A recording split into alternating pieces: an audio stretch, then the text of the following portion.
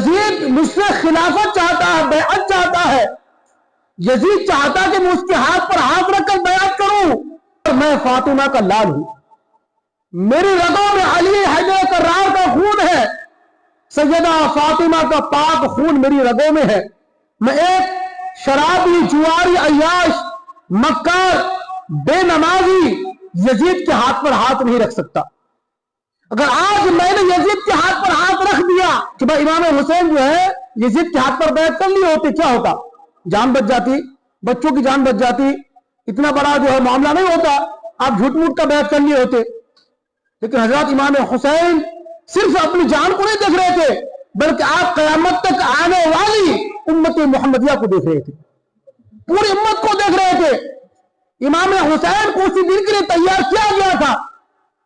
نانا جان مصطفیٰ کریم نے پہلے بتا دیا تھا کہ بیٹا حسین تم سے کربلا میں امتحان لیا جائے گا، بیٹا حسین تم وہاں پر صبر و استقامت پر قائم رہنا، ظلم کے سامنے سر نہ جھکانا، حق و صداقت کے دامن کو چھوڑنا نہیں، آزمائش پر کامیاب اترنا، آزمائش پر کھڑا اترنا. تاریخ گواہ ہے امام حسین کا جو معاملہ ہے نا کربلا کا، یہ سب کو پہلے سے معلوم تھا، حضور نے پہلے بتا دیا تھا. لیکن تاریخ کے اوراق کو پلٹ کر دیکھے کہ سب کو معلوم ہے کہ امام حسین سے امتحان لیا جائے گا. حضور دعا فرماتے ہیں اللہ میرے نواسے کو، میرے بیٹے کو صبر و استقامت عطا فرما، کربلا میں صبر و استقامت عطا فرما. حضرت علی شیر خدا بھی دعا کرتے ہیں اللہ میرے نال کو صبر و استقامت عطا فرما. حضرت فاطمہ رضی اللہ تعالی عنہا بھی دعا کرتی ہے اللہ میرے حسین کو صبر و استقامت عطا فرما. کسی نے یہ دعا نہیں کی کہ اللہ ہمارے حسین سے، میرے حسین سے امتحان نہ لے، سب نے یہ کہا کہ اللہ صبر و استقامت عطا فرما، کیونکہ آپ کو اس دن کے لیے تیار کیا گیا تھا. اب اگر امام حسین یزید کے ہاتھ پر بیعت کر لیتے تو امام حسین کی جان تو بچ جاتی.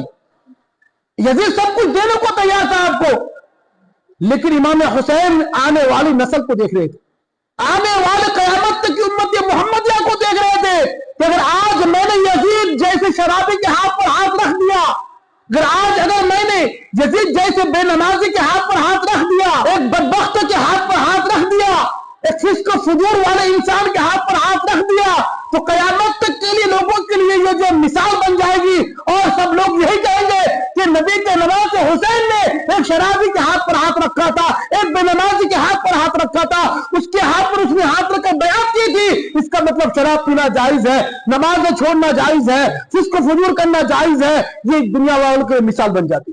تو امام حسین نے دین کو بچانے کے لیے، صحیح دین ہم گنہگاروں تک پہنچانے کے لیے اپنے بھتیجوں کو قربان کر دیا، اپنے بھانجوں کو قربان کر دیا، اپنے آل کو قربان کر دیا، حضرت علی اکبر کو قربان کر دیا، حضرت قاسم کو قربان کر دیا، حضرت عباس علم بردار کو قربان کر دیا، اور حضرت معصوم علی اصغر کو قربان کر دیا، اپنا سارا کنبہ قربان کر دیا. اللہ اکبر. یہاں تک کہ خود اپنے آپ کو اللہ کے راہ میں قربان کر دیتے ہیں. کس لیے؟ تاکہ صحیح دین ہم تک پہنچے، صحیح تعلیم ہم تک پہنچے. اور یاد رکھیے اس دور میں، یہ ہمارا دور نہیں ہے، ہمارے دور میں جو خلافت، ایک طریقے سے خلافت کا مطلب بادشاہت ہوتی ہے. ایک طریقے سے خلافت جو ہے دنیا کے اعتبار سے اس کو بادشاہ بھی سمجھ سکتے ہیں. تو ہمارا دور نہیں کہ بھائی کوئی بھی بادشاہ بن جائے، شرابی، جواری، عیاش، مکر. آج کل کرسی پر وہی بیٹھتا ہے جو زیادہ جو ہے کرائم کیا ہوا ہوگا.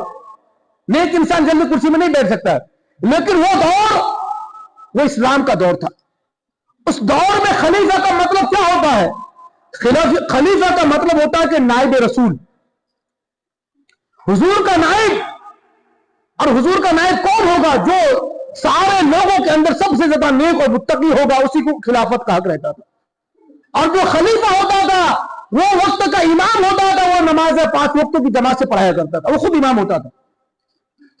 تو خلافت کا مطلب ایسا نہیں کہ کوئی معمولی انسان کوئی بھی بن جائے. اور یزید جو ہے اس کے فسق و فجور عام تھے، یہ کھلم کھلا نمازیں چھوڑتا تھا، شراب بھی پیتا تھا.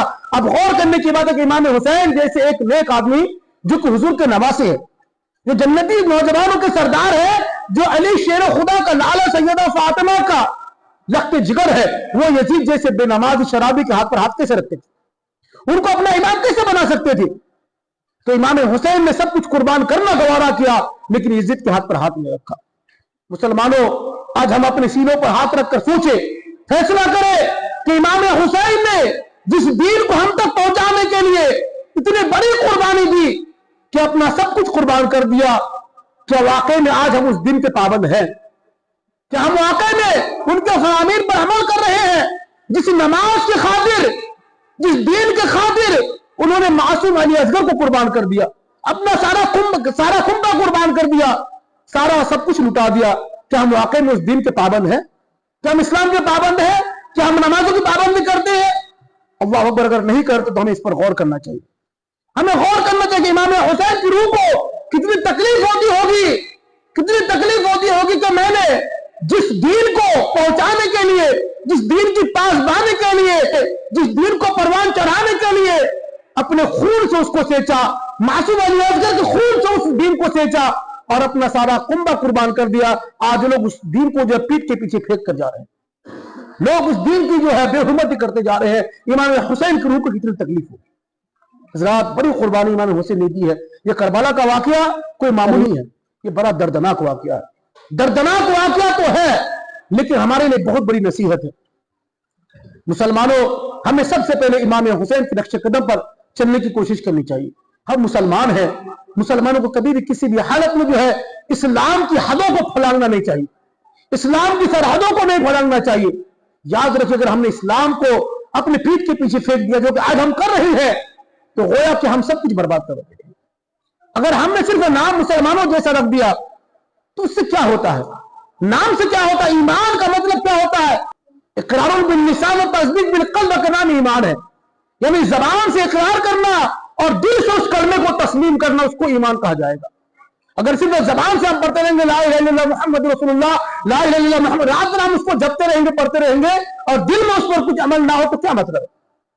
कलमे की हकीकत क्या है? मुसलमान की हकीकत क्या है? कि जबान से भी वो निकले तो दिल में भी वही हो, वो भी होना चाहिए। लेकिन अफसोस की बात है कि आज के मुसलमानों का हाल बहुत ही खराब। हज़रात, खैर मैं अपने असली वाक़या की तरफ लौटता हूँ कि करबला का वाक़या बड़ा ही दर्दनाक वाक़या है। इमाम हुसैन रज़ी अल्लाह तआला अन्हु ने दीन इस्लाम के लिए बड़ी कुर्बानी दी है, बड़ी कुर्बानी। और हज़रात याद रखिए, जो अल्लाह के नेक बंदे होते, एक फलसफा आप याद रखिएगा। हम लोग क्या समझते हैं कि भाई हमको कोई बड़ा मर्तबा मिल जाए, हम जन्नत में चले जाएंगे और हमको भाई कुछ कुर्बानी भी ना देना पड़े, ना नमाज पढ़े, ना रोजा रखे, ना कोई नेक काम करे, बस जन्नत मिल जाए। जन्नत इतनी आसानी से नहीं मिलने वाली है। जिसका ज्यादा मकाम होगा, जिसका मर्तबा जितना बुलंद होगा, उसकी आजमाइश उतनी ज्यादा होगी, उससे उतना सख्त इम्तिहान भी होगा। जिसका इम्तिहान जितना ज्यादा सख्त होगा, जिसकी कुर्बानी जितनी ज्यादा सख्त होगी, जिसको कुर्बानी जितनी ज्यादा बड़ी होगी, अल्लाह के उसका मकाम भी उतना ही ज्यादा बड़ा होगा। हजरत इब्राहिम अलैहिस्सलाम का वाकया आपने सुना होगा। तो इब्राहिम अलैहिस्सलाम कौन है? अल्लाह के खलील है, अल्लाह के दोस्त है। आपने बड़े कुर्बानियां दी थी, आपको आग में डाल दिया गया था, आपने सबसे पहले खतना अपने हाथों से किया था। यहां तक कि अल्लाह का हुक्म होता तो इब्राहिम अलैहिस्सलाम अपने बीवी बच्चों को बेयार और मददगार बयाबान जंगल में छोड़कर चले आते हैं अल्लाह के भरोसे। अल्लाह का हुक्म होता तो अपने बच्चे इस्माइल को अल्लाह की राह में कुर्बान करने के लिए लेकर चले जाते। तो जिसका जितना ज्यादा सख्त इम्तिहान होगा, इसकी ज्यादा सख्त आजमाइश होगी, जिसकी जितनी ज्यादा बड़ी कुर्बानी होगी, अल्लाह के उसका इतना बड़ा मकाम भी होगा। तो जिसका मकाम ज्यादा होगा, उसका इम्तिहान भी ज्यादा सख्त होगा। तो अगर हम वाकई में मुसलमान हैं तो अल्लाह ताला हमें आजमाता भी है, आजमाइश भी होती है। लेकिन हम इतने गुनहगार हैं कि हमसे आजमाइश नहीं होती है, बल्कि हमको जो है हमारे गुनाहों की सजा मिलती है। आजमाइश तो नेक लोगों से होती है, आजमाइश नेक लोगों से होती है, हमसे आजमाइश नहीं होती है, बल्कि हमें अपने गुनाहों की सजा मिलती है।